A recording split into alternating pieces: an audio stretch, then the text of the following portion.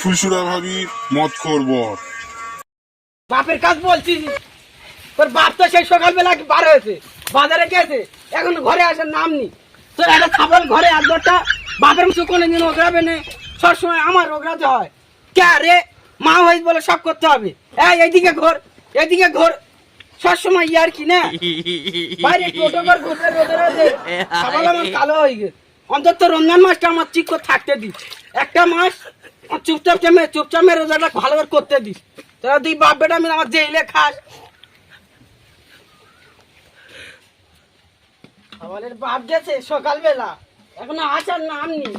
ছাগলটা কি করতেছে, সে রোদে রোদে ঘুরে পাটের অবস্থা দেখ, দেখ ছাগলের অবস্থা দেখ। কি করবি এবার তোরা বল। হাই হাই, শোনো শোনো শোনো,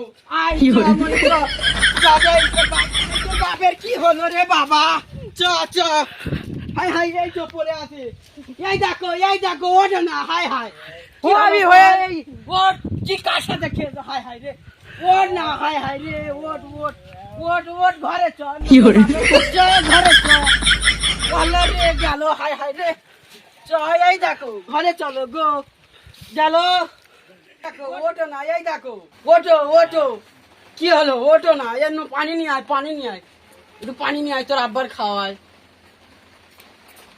এই খাওয়াই কি করে, এ দেখো একটু পানি খাও, একটু পানি খাও।